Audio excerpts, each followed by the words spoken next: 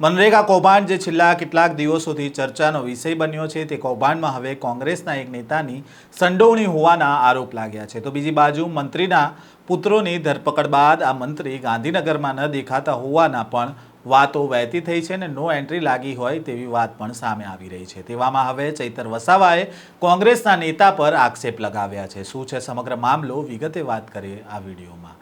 વૈષ્ણવજન તો તેને કહીએ જે પીડ પરાઈ જાનાને રે।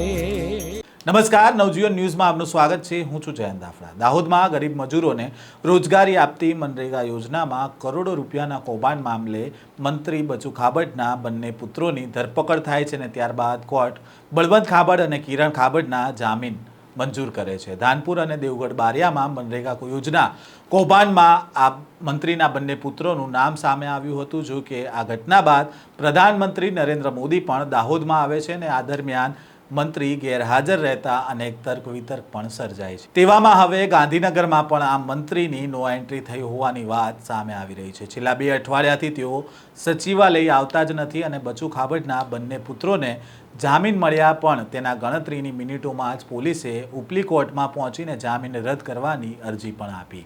જો કે આ કૌભાંડ મામલે સરકારે મૌન લીધું હોય તેમ એક પણ નિવેદન આપ્યું નથી, પરંતુ હવે આ કૌભાંડમાં કોંગ્રેસના એક નેતાની પણ સંડોવણી હોવાનો આક્ષેપ ચૈતર વસાવાએ લગાવ્યો છે। સાથે જ આ 71 કરોડ નહીં પણ 400 કરોડનું કૌભાંડ હોવાનો દાવો કર્યો છે। નર્મદા જિલ્લામાં બચુભાઈ ખાબડ પ્રભારી મંત્રી હતા।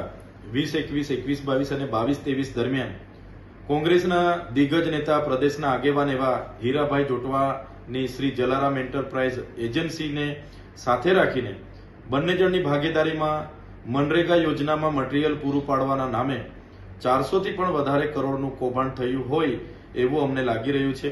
આજે અમે તમામ પુરાવાઓ સાથે બેઠા છે અને આ પુરાવા અને એમણે આપેલી માહિતીના આધારે ગ્રાઉન્ડ પર જે પણ કામ ના નામે એમણે પેમેન્ટ લીધા છે એ કામ આજે થયા નથી। ત્યારે ભૂતકાળમાં પણ અમે તમામ સરપંચોને આ સાથે રાખીને એમના વિરોધમાં આવેદનપત્ર પણ આપ્યું હતું, પોલીસ અધિક્ષકમાં ફરિયાદ પણ દાખલ કરાવી હતી, પણ મોટા કદના નેતાઓ હોવાના કારણે જે તે સમયે એમના માત્ર નિવેદનો લઈને, અધિકારીઓના નિવેદનો લઈને ભીનું સંકેલી દેવામાં આવ્યું હતું। ત્યારે આમાં સ્પષ્ટ દેખાય છે કે જે પણ માહિતી અમને મળી છે એમાં કરોડો રૂપિયાના પેમેન્ટો ચૂકવાયા છે, પણ એ સ્થળ પર આજે કામ થયેલ નથી।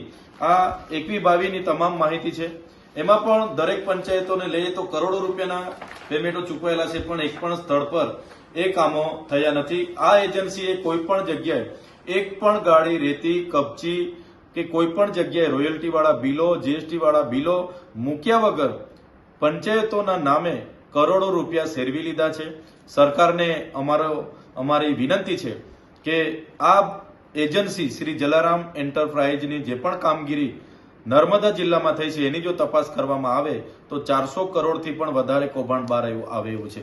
અત્યાર સુધી લોકોને માત્ર એવું હતું કે રાજ્ય સરકારના મંત્રી બચુભાઈ ખાબડ જ મનરેગા કૌભાંડમાં ઇન્વોલ્વ છે, પણ ટ્રાયબલ વિસ્તારના દાહોદ, ભરૂચ, છોટાઉદેપુર, નર્મદા, તાપી તમામ જિલ્લાઓમાં કોંગ્રેસના દિગ્ગજ નેતા એવા હીરા જોટવા એની પોતાની એજન્સીઓ અને ભાજપના લોકો સાથે મળીને ભાજપ કોંગ્રેસ ભાઈ સાથે મળીને કરોડોના કૌભાંડો કર્યા છે।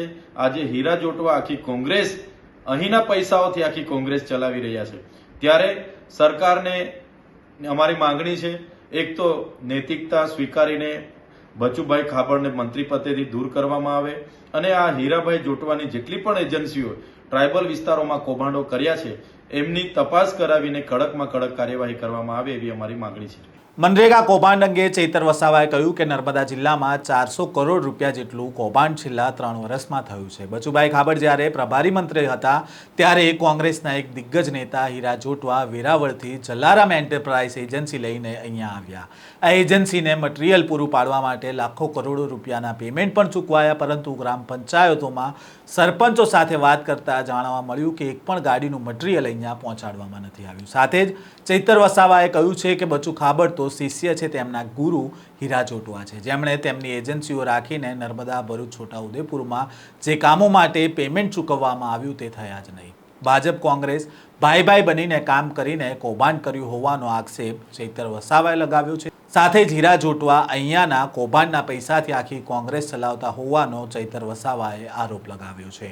આ મનરેગા કૌભાંડમાં સત્તા પક્ષના મંત્રીના પુત્રો તો ઠીક, પણ હવે કોંગ્રેસના સૌરાષ્ટ્રના નેતા હીરા જોટવાનું નામ સામે આવી રહ્યું છે. ચૈતર વસાવાએ આરોપ લગાવ્યો છે, ત્યારે હવે જોવાનું રહ્યું કે આ કૌભાંડમાં જે શક્તિસિંહ ગોહિલ બચુ ખાબડનું મંત્રી પદ રદ કરવાની માંગ કરતા હતા, હવે તેમના નેતાની તપાસ કરવામાં આવશે કે નહીં.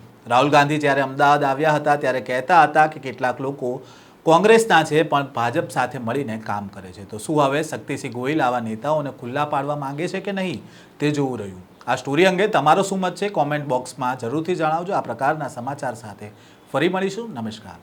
વૈષ્ણવજન તો તેને કહીએ જે પીડ પરાઈ.